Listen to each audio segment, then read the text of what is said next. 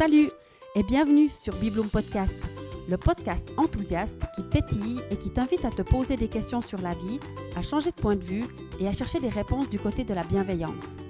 J'y partage mes réflexions et découvertes personnelles en fonction de ce que je vis au quotidien et j'invite régulièrement des personnes avec qui j'ai plaisir à échanger pour partager avec toi.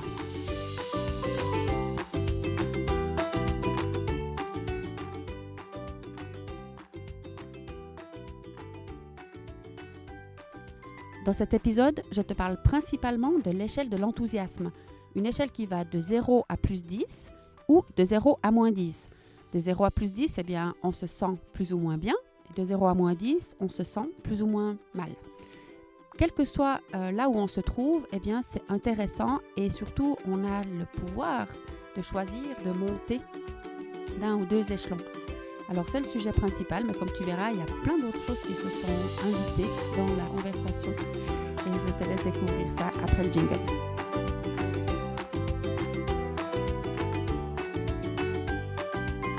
Bon, c'est vraiment chouette d'être à nouveau dans ton oreille. En tout cas, moi, je suis contente pour l'instant d'être derrière mon micro, puis juste d'imaginer que quand tout sera fini, ça va arriver vers toi. Ça fait de nouveau 2 semaines que je n'ai pas fait d'épisode. Peut-être que je vais changer le rythme. C'est le rythme d'une semaine qui était tout à fait naturel. Je ne me suis jamais imposé quoi que ce soit. Ça venait comme ça. J'avais toujours envie de faire des nouveaux épisodes. Et puis, c'est comme si ça s'était un peu freiné. Alors, comme j'ai dit déjà dans l'épisode précédent, je me questionne beaucoup. C'est important de la régularité, la discipline, tout ça. Puis, en même temps, ça ne sonne pas tout à fait juste pour moi, où j'essaye de faire ce qui me fait le plus plaisir, ce dont j'ai le plus envie dans ma vie. Donc voilà, peut-être juste que le rythme de tous les 15 jours, ça me conviendra mieux. On va voir. Ou en tout cas, c'est ce qui a l'air de se mettre en place.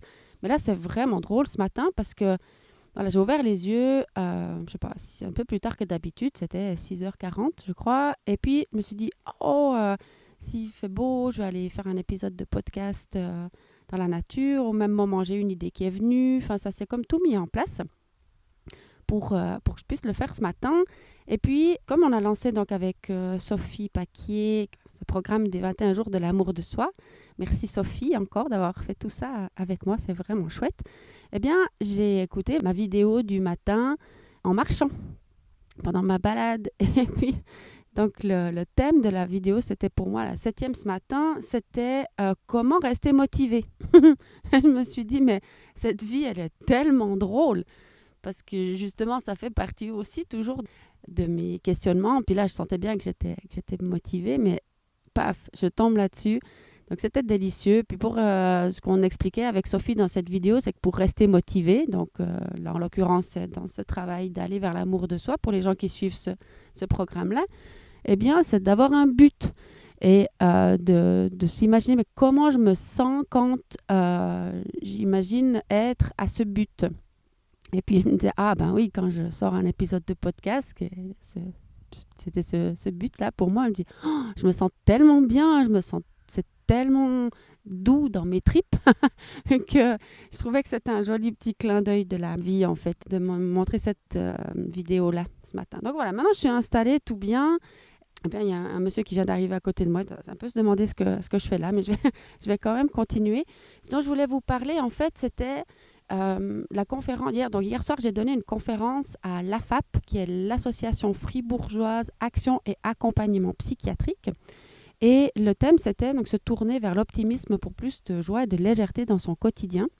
Et quand Madame Larissa Strasser, qui est aussi une personne absolument charmante, merci aussi encore Larissa, m'a sollicité pour cette conférence, j'étais un petit peu comme déstabilisée parce que mon message, en fait, il s'adresse en principe à des gens qui vont déjà bien puis qui veulent aller mieux. Et puis, je me disais, mais est-ce que vraiment c'est ajusté de parler d'enthousiasme, d'optimisme à des gens qui sont atteints dans leur santé psychique? Et puis, tout de suite, elle m'a rassurée en me disant que non, c'était tout à fait adapté. Et moi, ma crainte, c'était aussi peut-être de transmettre des messages à des gens qui se sentent peut-être parfois pas très bien et puis que ça empire encore les choses. J'étais un petit peu soucieuse de ça. Et là-dessus, elle m'a rassurée. Puis surtout, elle a compris que voilà, je ne suis pas un médecin, un psychologue ou psychiatre. et que c'était un petit peu une question de peur d'avoir ce poids sur les épaules, de me sentir responsable d'avoir fait quelque chose qui n'était pas, transmis quelque chose qui n'était pas ajusté. Mais enfin bon, elle m'a vraiment bien rassurée. Et aussi un autre élément un petit peu entre parenthèses, mais cette conférence, elle devait avoir lieu en mars, normalement le 22, je crois, enfin tout au début du confinement, puis bien forcément, elle a été annulée.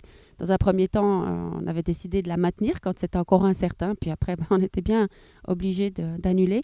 Et elle a été reprogrammée hier soir, donc voilà, c'est un petit peu comme si la nature se réveille de nouveau, comme les choses, en tout cas certaines choses se remettent en place. Donc ça, c'était aussi délicieux de se retrouver. Et plusieurs personnes dans la salle étaient effectivement là à dire « Ah, ben, on est content qu'enfin ça ait lieu. On s'était déjà inscrit au mois de mars. » Enfin bref, bon, c'était super. Mais enfin voilà, c'était juste une soirée absolument extraordinaire. La salle était pleine, des étincelles plein les yeux, des questions superbes. Et puis, ce que j'ai envie de partager, c'est que en fin de compte, mes craintes, elles se posaient justement sur le fait que... Enfin, moi, je vois les choses un peu comme ça, que si on regarde une échelle de 0 à 10 et de 0 à moins 10.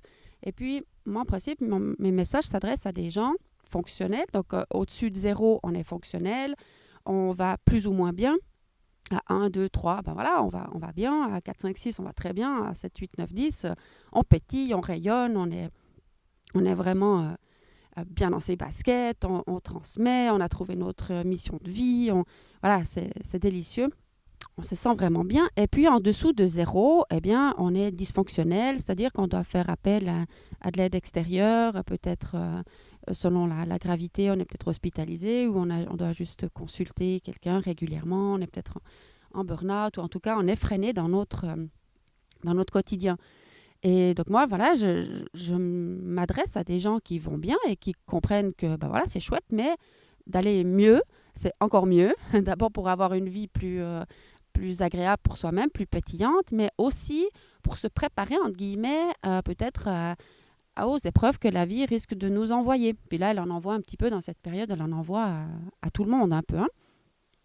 Mais elle peut envoyer de manière individuelle des petits coups là sur la tête ou des gros parfois. Eh bien, si sur notre échelle, on se positionne on est sur l'échelon 8, 9 ou 10, que la vie, elle nous tape sur la tête. Bon, encore une fois, entre parenthèses, je pense qu'elle nous tape beaucoup moins sur la tête quand on est entre 8, 9 et 10 que quand on est un peu plus bas. Mais ça, c'est une autre question, peut-être pour un autre podcast. Mais enfin bref, quand elle nous tape sur la tête et qu'on retombe de quelques échelons, eh bien, ça fait mal, on est déstabilisé, voilà, on doit utiliser quelques outils pour remonter la pente, mais disons qu'on va tomber peut-être sur l'échelon 2, 3, 4, on va rester fonctionnel.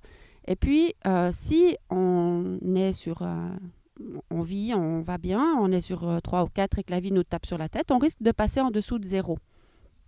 Donc voilà, moi, tout ce que je partage, eh bien, ça s'adresse aux gens qui sont au-dessus de 0, qui veulent aller mieux. Donc voilà, de me trouver face à des gens où la majorité dans la salle sont potentiellement en dessous de 0, d'une manière ou d'une autre, pour une raison ou une autre. Comme je disais un petit peu au début, ça me déstabilisait. Puis en fait, finalement, non.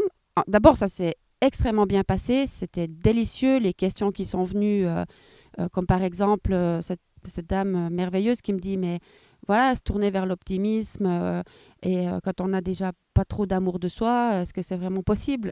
Ah bah oui, justement, ça fait partie du job, de venir chercher des outils pour améliorer l'amour de soi, de faire un peu le job là-dessus. On en a tous besoin, hein.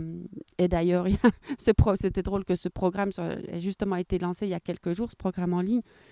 Enfin bref, il y avait des questions extraordinaires et des gens merveilleux en face de moi, même avec les masques. Et là, je me suis dit, en fait, même quand on est en dessous de la barre, en dessous de 0, qu'on a besoin d'un soutien extérieur psychologiquement, eh bien, on a quand même le choix. C'est-à-dire que quand on va mal, on a le choix d'aller encore plus mal ou un peu moins mal. Et quand on va bien, on a le choix d'aller un peu moins bien ou encore mieux.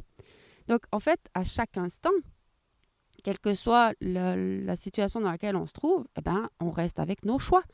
Et puis, c'est juste aussi de s'adresser à des gens justement qui vont mal. Mes craintes, en fait, elles ont complètement disparu. À ce moment-là, c'était devenu tout clair que oui, les outils que je transmets ou les messages que je transmets, ils s'adressent vraiment à tout le monde. Bien entendu, pas d'une manière thérapeutique ou que c'est pas, je vais même prétendre être un médecin, ou peut-être il y a besoin d'autre chose, mais ça peut quand même rentrer dans la boîte à outils des gens qui dysfonctionnent aussi. En tout cas, voilà, je vais partager sur ce cadeau de Noël là d'hier soir parce que pour moi, c'est ce que j'aime le mieux faire. C'était délicieux, c'était une soirée extraordinaire. Il y avait beaucoup une heure de conférence, une soirée avec en plus un apéro extraordinaire aussi après. Surtout des petites bouchées qui étaient très très bonnes. Je ne me rappelle plus, le RFSM, je crois qu'il avait fait ça, je le mettrai dans les commentaires parce que c'était vraiment délicieux. Merci d'avoir préparé tout ça pour nous. RFSM, Réseau Fribourgeois Santé Mentale, je crois. Oui, voilà, c'est ça. Ils ont vraiment préparé des délices. Alors voilà quoi, la vie continue, la vie est belle, on reste en route tous, on fait tout ce qu'on peut pour se sentir mieux chaque jour et tout ira bien. Voilà, alors je te laisse là et retrouve toute mon actualité sur mon site bientôt. Internet Bibloom, ciao, BEBLOOM.ch. À bientôt.